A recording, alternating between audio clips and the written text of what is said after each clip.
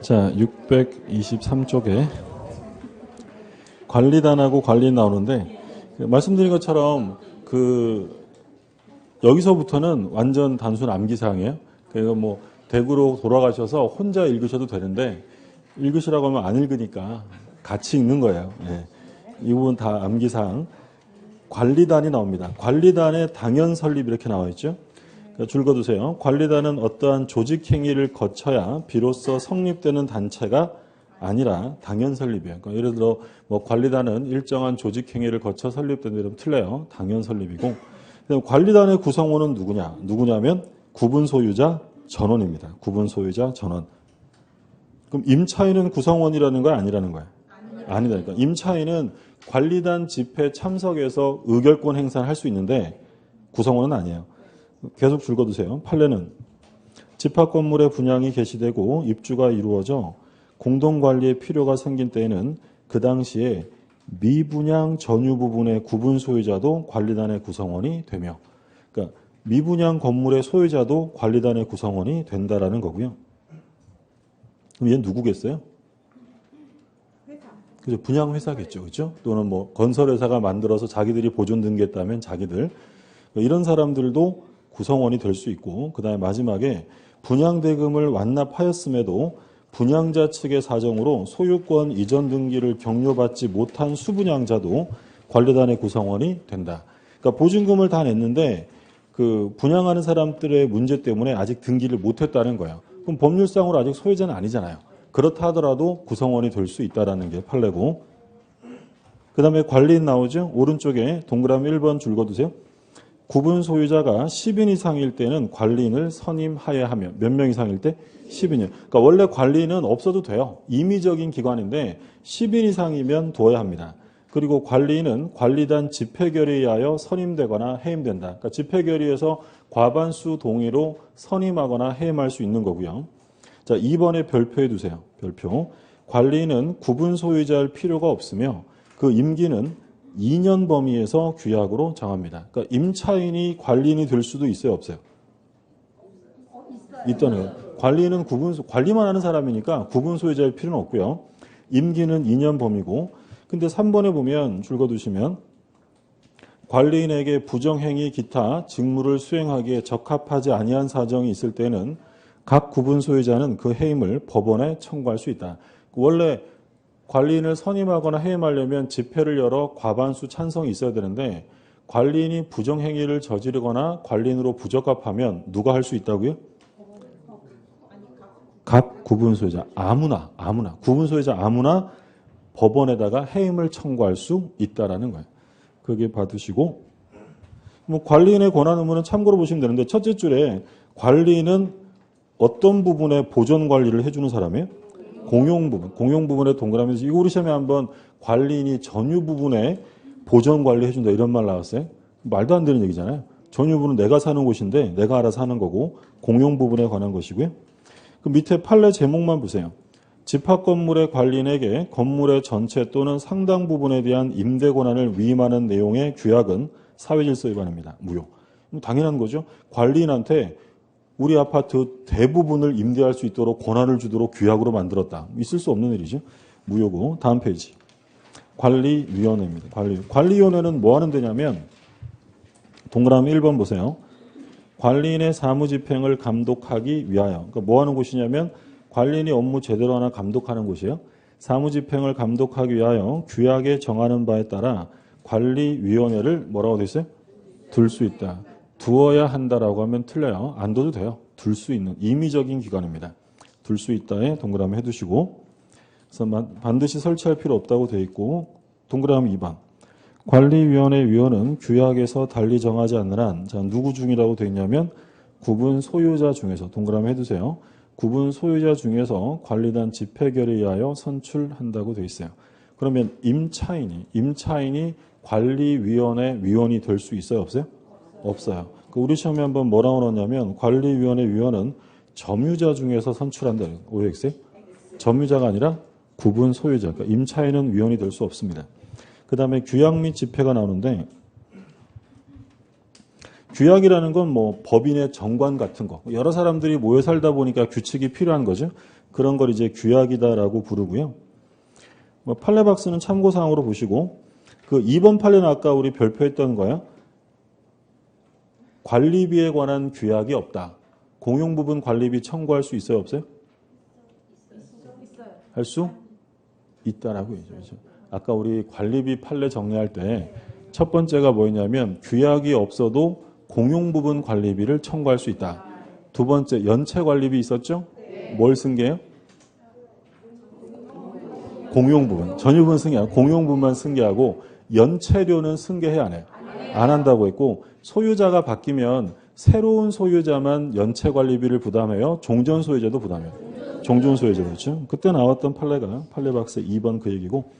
자, 맨 밑에 괄호 2번에 규약의 설정 변경 폐지 나오죠. 거기 줄고 두세요. 얼마가 동의해야 되냐면 각 4분의 3.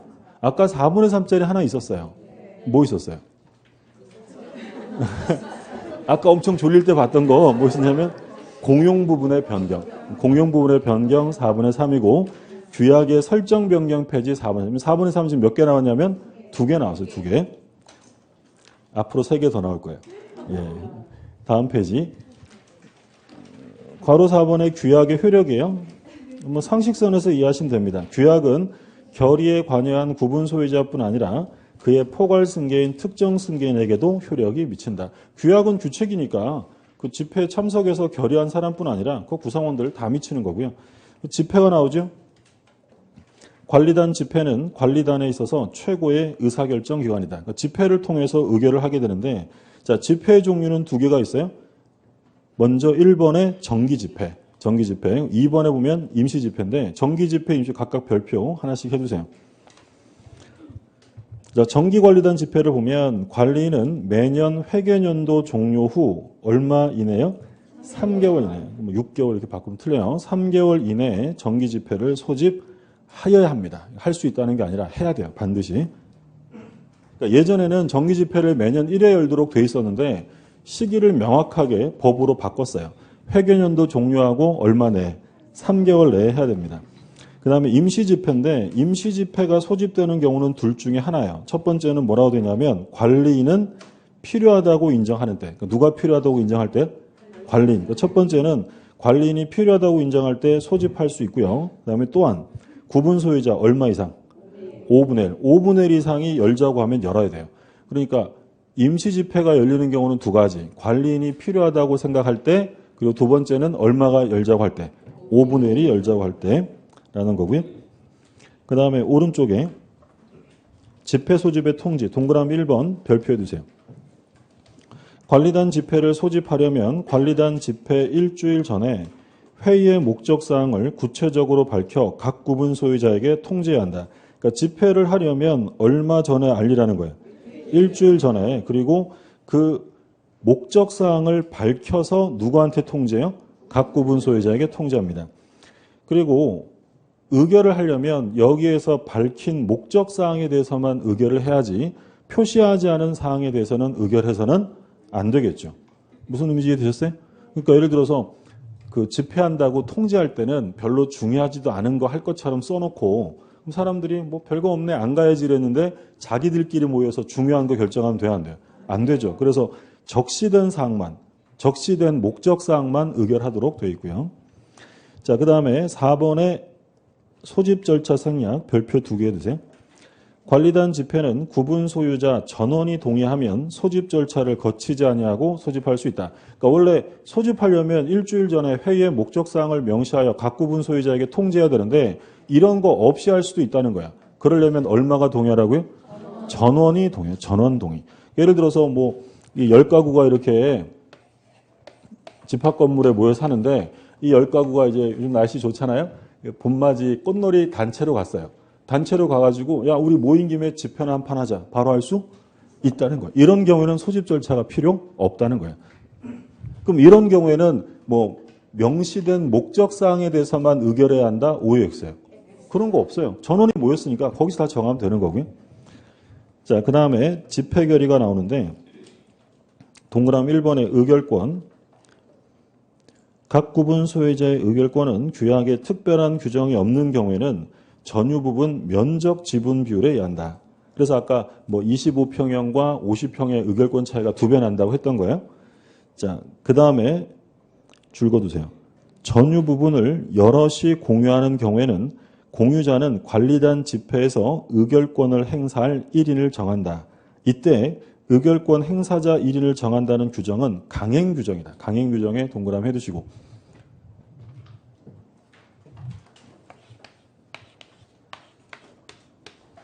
그러니까 예를 들어서 이게 101호인데요. 101호의 소유자가 갑이랑 을이랑 공유를 하고 있어요. 그럼 집회가 열리면 두 사람 다 나가라는 거예요? 한 사람 나가라는 거예요? 이 중에 의결권을 행사할 1인을 정해야 한다라고 돼 있어요. 근데 둘이 지분이 똑같아요. 그래서 서로 나가겠다고 싸우다가 한 사람을 못 정했어요. 그러면 이 갑과 을이 둘 다 집회에 참석해서 자기 지분 비율로 의결권을 행사할 수 있느냐? 할 수 없다라는 거예요. 한 사람을 반드시 정해야 되고 한 사람을 정하지 못하면 얘들은 의결권을 행사하지 못한다라는 게 판례예요. 강행 규정이고. 그래서 끝에 셋째 줄에 그 내용이 나와요. 끝에서 셋째 줄 가운데 한편 지분이 동등하여 의결권 행사자를 정하지 못할 경우에는 그 전유 부분의 공유자는 의결권을 행사할 수 없으며 의결권 행사자가 아닌 공유자들이 지분 비율로 개별적 의결권을 행사할 수도 없다. 그 얘기고요. 자, 의결 방법 나옵니다. 별표해 두세요. 의결권은 서면이나 전자적 방법. 자, 집합 건물에서 서면이란 말 나오면 항상 어떤 말이 따라 나오냐면 전자적 방법이란 말이 같이 나와요. 그러니까 예전에는 전자서면이나 전자적 방법을 인정하지 않는다는 게 판례였는데 그래서 법을 개정했어요. 그래서 뭐도 들어가냐면 전자적 방법으로. 그래서 뭐 로그인해서 들어가가지고 전자투표하고 이런 거 있잖아요. 그런 것도 가능하다는 거예요. 그리고 둘째 줄 마지막에 누구를 통해서 할 수도 있어요. 대리인을 통해서 할 수 있다. 그래서 만약에 지문에 의결권은 직접 행사해야 한다라고 하면 틀려요. 대리인을 통해서도 할 수 있습니다. 자, 통상 의결 정족수는 과반수라고 했고 다음 페이지에 특별 의결 정족수가 나와요. 아까 4분의 3짜리 2개 봤죠? 뭐 있었어요? 공용 부분의 변경, 규약의 설정 변경 폐지. 그게 앞에 2개예요. 공용 부분 변경이랑 규약의 설정 변경 폐지. 나머지 3개가 나오죠. 공동의 이익을 해하는 3, 4, 5번 점 3개가 나온 게 똑같이 들어가는 말이 뭐예요? 공동이익을 해하느냐, 해하는. 그러면 공동이익을 해하는 구분 소유자에 대한 사용금지 4분의 3. 그리고 공동이익을 해하는 자에 대한 경매 청구 4분의 3. 그리고 공동이익을 해하는 점유자에 대한 해제 및 인도 청구 4분의 3이에요. 4분의 3짜리 3가지 더 있으니까 봐두시고요. 좀 이따 다시 한번 볼 거예요. 그리고 5분의 4짜리가 나오죠. 재건축입니다. 재건축은 5분의 4. 그리고 건물 가격의 2분의 1을 초과하는 일부 멸실 시의 공용 부분 복구 역시 5분의 4야. 그러니까 복구 비용이 건물 가격의 2분의 1을 초과하면 얼마가 동의해야 되냐면 5분의 4고. 그리고 서면 또는 전자적 방법에 의한 결의가 나옵니다. 자, 기억에 줄거두세요. 이 법 또는 규약에 따라 관리단 집회에서 결의할 것으로 정한 사항에 관하여 구분 소유자 및 5분의 이상 및 의결권의 5분의 이상이 서면이나 전자적 방법 또는 서면과 전자적 방법으로 합의하면 집회에서 결의한 것으로 본다. 옆에다가 구두 X 해두세요. 구두 합의는 안 돼요. 서면 합의가 있어요. 서면 합의.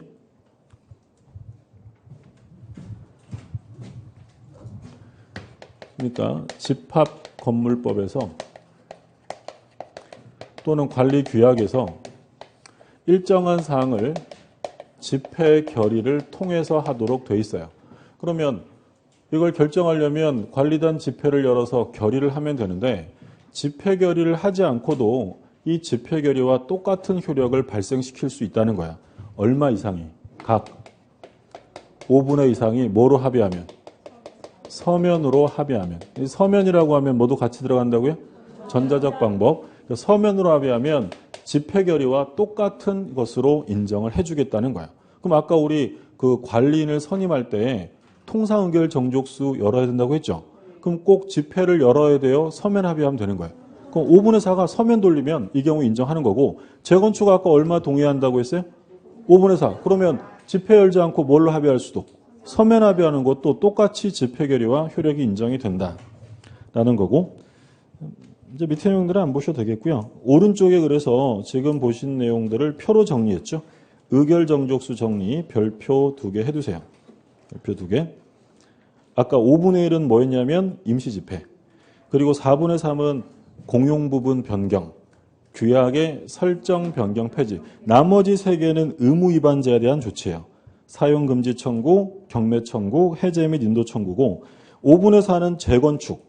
그리고 재건축 결의 내용을 변경한다. 이것도 역시 재건축 결의니까 얼마가 동의해야 되냐면 5분의 4고요.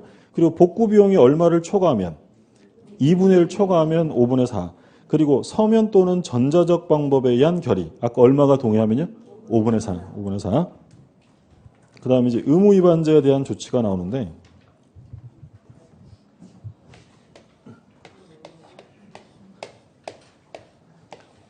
예를 들어서 이 301호에 있는 갑이라는 사람이 공동이익에 해하는 행위를 합니다. 예를 들어서 이 갑이라는 사람이 이 주택을 분양받아가지고요. 여기다가 뭘 하려고 하냐면 예를 들어 도박장을 하려고 하는 거예요. 그럼 공동이익을 해하는 거잖아요. 근데 아직 시작을 안 했구나. 또는 침해 상태가 미약하면 뭘 청구할 수 있냐면 행위 정지를 청구할 수 있어요. 아저씨 하지 마요 라고 정지를 청구할 수 있다. 그러면 의무를 위반한 사람한테 하지 말라고 하는 건 심한 거예요? 당연한 거예요? 당연한 거죠. 그러면 얼마가 동의하면 소송 제기할 수 있냐면 통상 의결 정족수예요. 과반수. 이걸 소로서 하려면 얼마가 동의해 주면 되냐면 과반수예요. 근데 이 사람이 마음 먹고 이거 분양받은 거니까 여기에 이제 간판 달았어요. 도박장 간판 달고 신장 개업합니다. 동네 분위기 엄청 안 좋아요. 여기 이제 막 까만 옷 입은 큰 아저씨들 막 다니고요. 여기 한 명은 막 엎드려서 울고 있고요. 예, 동네 분위기 말이 아니에요. 그럼 이제 이게 침해 상태가 심해지잖아요. 그럼 이 행위정지로 되지 않고 당신 이 301호 사용하지 마라고 사용 금지를 청구할 수 있어요. 자, 그러면 남이 돈 내고 받은 것을 분양받은 것을 사용하지 못하게 하는 것은 통상적이에요? 심한 거예요? 심한 거예요. 그러면 과반수 가지고 안 되고 얼마가 동의하라고요? 각 4분의 3 이상의 동의가 필요한 거예요. 자, 근데 상태가 계속 이런 상태가 지속되면 아예 뭘 해버릴 수 있냐면 이 집을 경매에 넘겨버릴 수 있어요. 법원에다가 상황이 이러니까 이 사람 좀 경매해줘. 사람을 경매하는 게 아니라 301호를 경매 좀 해줘 라고 경매 명령을 청구할 수 있어요. 그럼 남의 집을 팔아버리고 경매시키는 건 통상적이에요? 심한 거예요? 심한 거죠. 얼마가 동의해야 돼요?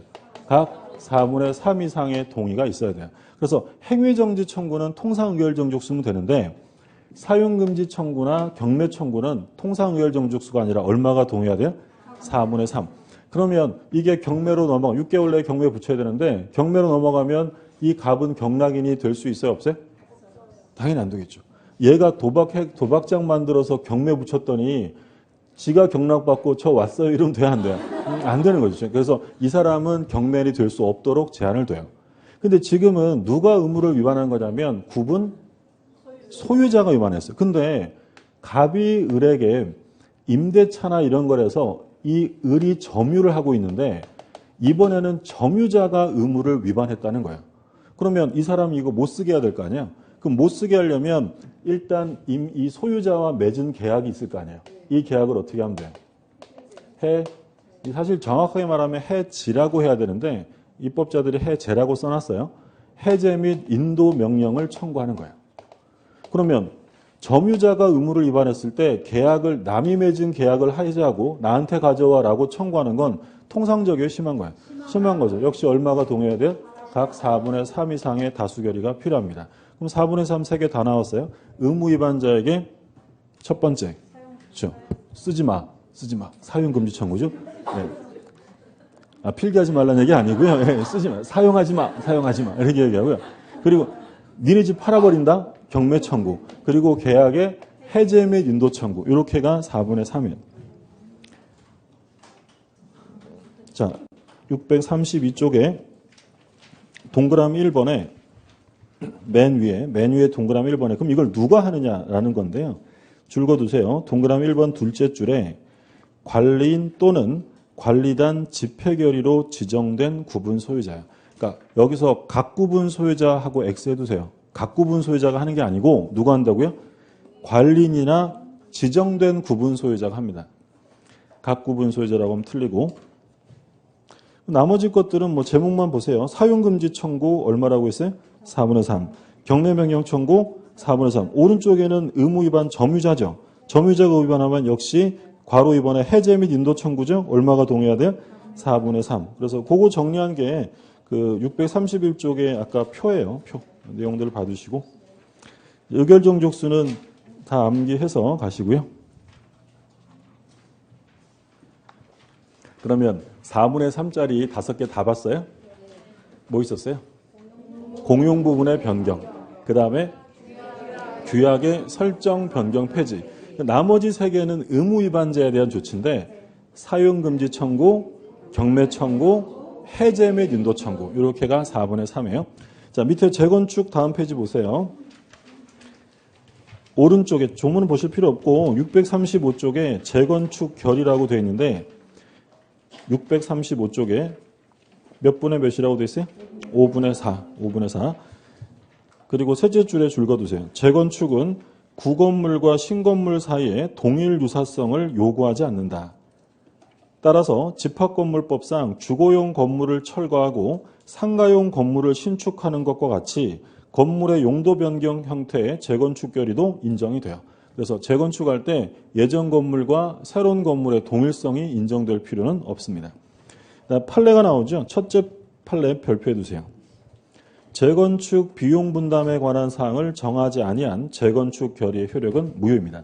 그러니까 재건축 결의에서 제일 중요한 게 뭐냐면 비용이에요. 재건축 비용 분담 어떻게 할 거냐. 근데 5분의 4가 찬성을 했는데 재건축 비용을 정하지 않았다면 그 결의는 무효다라는 게 판례고요. 그리고 두 번째 줄거두시면 단지 내 여러 동의 건물 전부를 일괄하여 재건축한다. 그러니까 단지에 재건축을 하는 경우에 의결 정족수가 동마다 필요하다라는 게 판례예요. 그래서 뭐라고 되어 있어요? 각 건물마다 결의가 있어야 한다. 건물마다 필요하다는 점 봐두시고 밑에 내용들은 참고로만 보시면 돼요. 5분의 4 결의가 필요하다는 건데 참고로 보시고 그리고 재건축 참가 여부의 최고가 나옵니다. 그러니까 이런 거예요. 지금 건물이 있는데 여기서 5분의 4가 찬성했어요. 예를 들어 95% 찬성해. 95%. 5분의 4 이상이니까 재건축 결의가 됐는데 이 중에 5%는 지금 반대하고 있는 거잖아요. 그러면 이제 반대한 사람들에게 뭘 해줘야 되냐면 야 이제 결정 났어.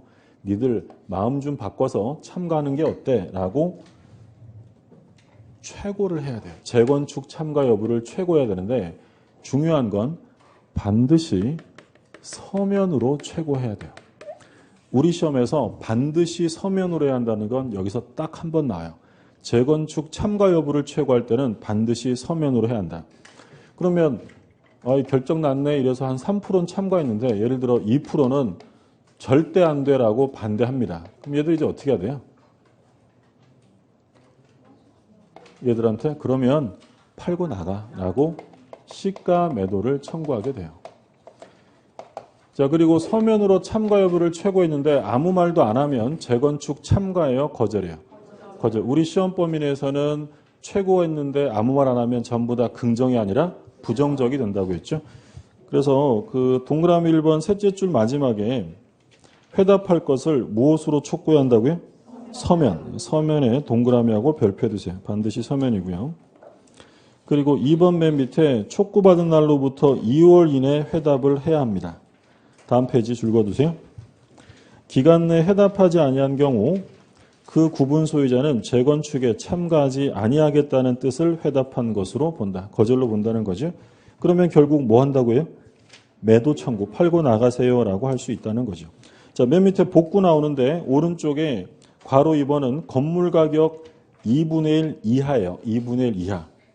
그럼 2분의 1 이하면 알아서 하면 돼요. 개인에게 복구권이 주는데 근데 괄호 3번에 보면 건물 가격 2분의 1 초과 줄 그어두세요. 2분의 1 초과면 얼마가 동의한다고 했어요? 둘째 줄 가운데 5분의 4라고 되어 있죠. 5분의 4. 그러니까 집합건물법이고요. 내용이 좀 많죠? 예. 그렇게 힘들게 공부했더니 이번 시험에 나온 거 좀 보세요. 5분의 4의 결의가 있어야 하는 것은 답은?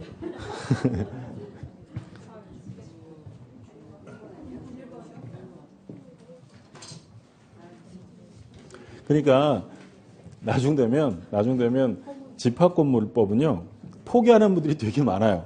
양은 되게 많은데 한 문제만 나오니까 에이 제게 안 보는데 근데 시험이 이렇게 나오니까 포기할 수는 없죠.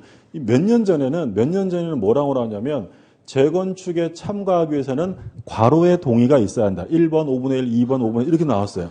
그러니까 어렵게 나오는 경우는 무지하게 어렵게 나오면 어쩔 수 없지만 보통은 그렇게 어렵게 안 나와요. 그러니까 지금 보시는 것들만 여러 번 좀 읽어보시면 돼요. 그러니까 집합건물법은 처음이니까 우리가 수업하면서 하나하나 줄 긋고 설명드렸지만 나중에는 그런 거 없어요. 나중에는 그냥 개인적으로 여러 번 좀 읽어보시면 돼요. 자, 그 다음에 이제 가등기 담보법이 나오는데 근데 이 가등기 담보법은 집합건물법과는 달리 이해를 요하는 거예요. 이건 이해를 잘 하셔야 돼요. 이해를.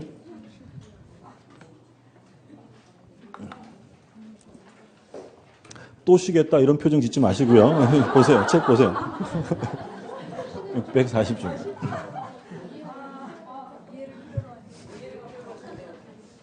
그러니까 이제 이 가등기 담보법은 왜 만들어졌냐면 우리 한번 생각을 해보면 갑이 을에게 돈을 1억 원 빌려준 채권자고요. 을이 소유하고 있는 건물에 갑이 보통은 돈 빌려주면 뭐 설정해요? 저당권. 이게 이제 일반 담보잖아요. 저당권 1억 원 이렇게 설정했다. 그러면 을이 돈 못 갚으면 갑은 이 건물 경매합니다. 그럼 얼마를 우선 변제 받느냐? 얼마 받겠어요? 원본, 이자, 위약금 약정이 있으면 위약금. 지연 배상은 얼마까지만 담보되냐면 1년분. 지연 이자가 1년분까지밖에 담보가 안 돼요. 그러니까 이 채권자 입장에서는 양이 안 차요. 더 먹고 싶은 거예요. 그러니까 민법이 규정하는 이런 전형적인 담보를 사용하지 않고 어떤 일들을 하냐면 이 부동산에 을에 소유하는 부동산에 갑이 뭘 해두냐면 가등기를 해둬요. 그리고 만약에 을이 돈을 갚으면 가등기를 말소해 주는데 돈을 안 갚으면 가등기에 뭘 해요? 본등기를 해요. 이런 담보를 뭐라고 하냐면 가등기 담보라고 해요. 또 아예 담보 목적으로 소유권 이전 등기를 해주는 경우가 있어요. 그리고 만약에 돈을 갚으면 등기 말소에서 찾아오고 돈 못 갚으면 누가 아예 갖는 거고 갑이. 이런 담보를 뭐라고 하냐면 양도담보라고 해요. 그래서 가등기 담보, 예전에는 가등기 담보, 양도담보, 매도담보 이렇게 막 구별했는데 지금은 그냥 구별할 필요 없어요. 가담법이 시행된 이유는 이제 의미 없어졌으니까. 그러면 문제는 뭐였겠어요? 빌려준 돈이 1억인데 이렇게 가등기하거나 이전 등기한 부동산의 시가가 1억 미만이겠어요? 1억을 훨씬 초과할까요? 훨씬 초과해요. 이게 예를 들어 건물이 3억짜리예요. 3억짜리인데 얘가 돈이 급해서 1억 빌리면서 이전 등기 해줬다. 돈 갚을 줄 알았지만 을이 사정이 여의치 않아 못 갚으면 갑은 1억 빌려주고 얼마짜리를 꿀꺽 하냐면 3억짜리. 이렇게 되면 채무자가 너무 좀 힘들잖아요. 그래서 이제 이런 걸 보호해 주려고 만든 법이 가등기, 담보 등에 관한 법률이에요. 그러니까 가등기 담보법의 제일 중요한 의미는 뭐냐면 당신이 1억 빌려주고 이 건물의 소유권 가져도 되는데 그냥은 안 돼. 3억짜리면 얼마 주고? 2억짜리 주고. 그걸 이제 뭐라고 하냐면 청산이라고 해요. 청산 절차를 거쳐서야 소유권을 취득하게 강제하는 거예요. 이게 가등기, 담보 등에 관한 법률이에요. 엄청 깐깐해요. 깐깐해서 최근에는 실제로 가등기 담보를 사용하는 경우가 별로 없어졌어요. 남는 게 별로 없어 보이니까. 일단 가담법의 취지는 그런 거고요. 적용 범위를 보면 반드시 소비대차에 부수해야 돼요. 소비대차라는 건 뭐냐면 빌리는 거죠. 빌리는 거. 그럼 빌리는 게 아니라 예를 들어 매매대금, 공사대금, 상품대금 이런 건 빌린 돈이 아니니까 가담법이 적용될 수 없어요. 교재 볼게요.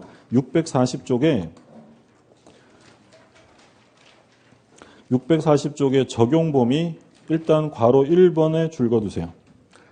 가등기 담보등에 관한 법률은 차주가 차용물에 가름하여 다른 재산권을 이전할 것을 예약한 모든 비전형 담보 계약에 적용된다. 가등기 담보 등에 관한 법률이죠. 가등기 양도담보 일정한 환매 형식을 빌리든지 명목을 불문하고 가담법이 적용돼요. 자, 괄호 2번에 별표 2개 해두세요. 소비대차에 부수해서 대물변제 예약을 하고 비전형 담보를 설정한 경우에 한하여 가담법이 적용된다. 그러니까 반드시 무엇에 부수해야 되냐면 소비대 빌린 것만 돼요. 그래서 바로 뒤에 나오죠. 소비대차가 아닌 매매대금 채권, 공사대금 채권 등을 담보하기 위해 가등기 또는 소유권 이전 등기가 된 경우에는 적용되지 않는다. 그러니까 매매대금, 공사대금은 빌린 돈이 아니잖아요. 가담법 적용. 그럼 예를 들어 손해배상 채권을 담보하기 위해 가등기했다. 가담법 적용돼야 안 돼? 안 돼요. 빌린 돈이 아니니까. 빌린 것만 되고. 그 판례도 그 얘기 다시 한번 하고 있고요. 오른쪽에 3번에 별표 2개 해두세요. 3번에 별표 2개.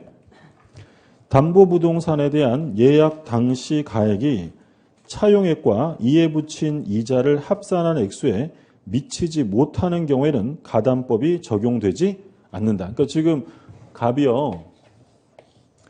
을한테 돈을 1억 원 빌려줬어요. 1억 원. 그리고 을이 소유하고 있는 부동산에 갑이 담보가등기를 설정을 했는데 그러면 가담법이 적용되려면 이 채권, 물론 이제 이자 합산액이에요. 이 채권과 목적물 가액 중에 어느 게 더 커야만 적용될까요? 당연히 이게 더 커야 청산이란 말이 나올 거 아니에요. 그러니까 1억 빌려주고 2억짜리 건물에 담보가등기 설정했다면 가담법이 적용돼요. 근데 여기서 한 가지, 담보가등기보다 선순위로 A의 저당권이 있었는데 A의 저당권이 1억 5천만 원이에요. 사실관계 되셨어요? 얘가 얼마를 빌려줬어요? 1억 빌려주고 2억짜리 건물에 담보가등기를 했는데 이 건물의 선순위에 1억 5천 저당권이 있었대요. 가담법 적용될까 안 될까요? 안 돼요. 이게 2억이지만 선순위가 빼가죠.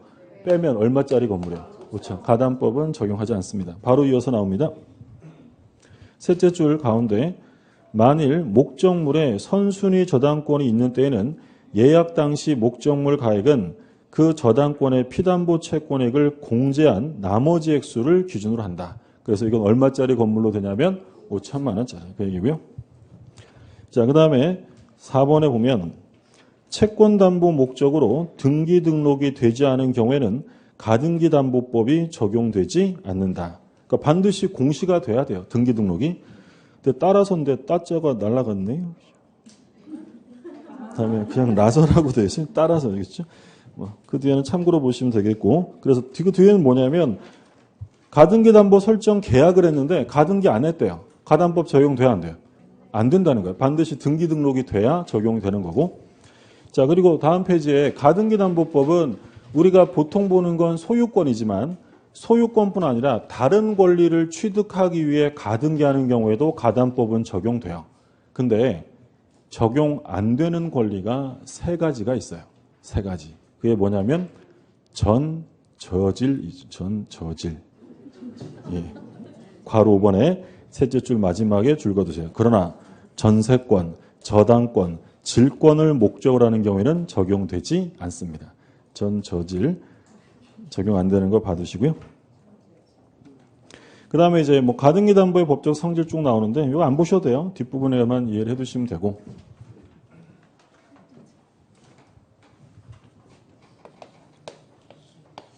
갑이 을한테 1억 원을 빌려준 채권자고요. 을이 소유하고 있는 부동산에 갑이 가등기를 했어요. 그러면 이제 을이 돈을 안 갚으면 어떻게 하느냐? 갑이 실행하는 방법으로는 공적 실행이 있고요. 공적 실행과 사적 실행이 있는데 공적 실행은 뭐냐면 경매예요. 경매. 그러니까 담보가등기권자가 뭐 할 수 있다고요? 아예 그냥 경매할 수 있어요. 그럼 경매하면 담보가등기는 무엇으로 변한다고 생각하시면 되냐면 저당권으로 변한다라고 생각하시면 돼요. 그러면 담보가등기가 있는 부동산이 경매로 넘어가면 얘는 우선 변제 받고 끝나는 거예요. 저당권이랑 똑같이. 그래서 그 543쪽에 동그라미 2번에 피담보 채권 이렇게 돼 있죠? 기억의 일반적 범위 거기 줄 그어두세요. 저당권에 관한 360조가 적용된다. 따라서 원본, 이자, 위약금, 지연배상, 실행비용이 담보되며 지연배상은 1년분에 한정이 돼요. 그러니까 경매 실행되면 뭐랑 같아진다고요? 저당권. 그럼 여기서 알 수 있는 중요한 점은 경매가 실행되면 가장 선순위에 있던 제일 빨리 설정된 담보가 등기는 경매로 존속해요, 소멸해요? 제일 빠르게 설정된 담보가 등기가 있어요? 경매가 실행되면 존속한다는 거예요, 소멸한다는 거예요? 무조건 소멸하는 거예요. 뭘로 바뀌니까? 저당권으로 바뀌니까 무조건 소멸이에요. 그러니까 우리가 공부하는 가등기는 두 종류가 있어요. 담보가등기하고 우리 물권법 시간에 뭐 공부했죠? 보전가등기. 그러니까 등기법이나 물권법에서는 등기 청구권을 보전코자 하는 가등기가 있었잖아요. 그게 보전가등기고 이건 지금 무슨 가등기야? 담보가등기. 그러면 제일 빠르게 설정된 게 청구권 보전을 위한 가등기였어요. 경매 실행되면 존속해요, 소멸해요? 걔는 존속하는 거예요. 걔는 돈 빌려준 거 아니잖아요. 그럼 그거는 존속하는데 담보가등기는 경매 실행되면 무조건 뭘로 변한다고요? 저당권으로 변하기 때문에 담보가등기는 순서와 상관없이 무조건 경매로 소멸하게 됩니다. 첫 번째고 이거 가지고 시험에 많이 물어봤어요. 담보가등기가 달려있는 부동산이 경매가 된 이후에도 본등기를 청구할 수 있다. OX요. 안 돼요. 무조건 소멸한다라고 생각하시면 되고 근데 공적 실행이 아니라 사적 실행이 있는데 사적 실행은 두 가지가 있어요. 귀속청산과 처분청산.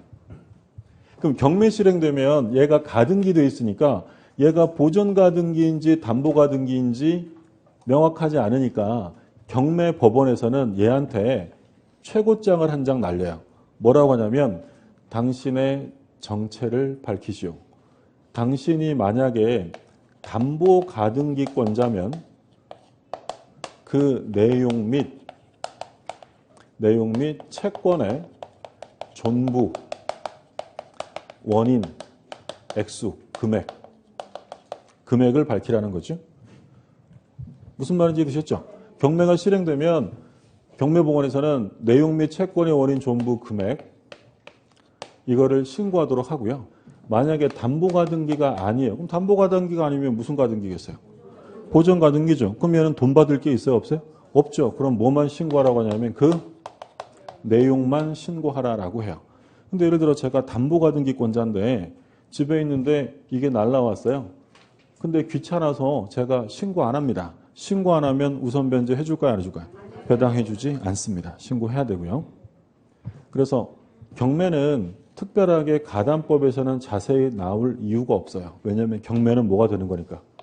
저당권. 그럼 이제 주로 사적 실행인데 귀속청산은 소유권을 자기가 권리를 귀속하면서 청산하는 거고요.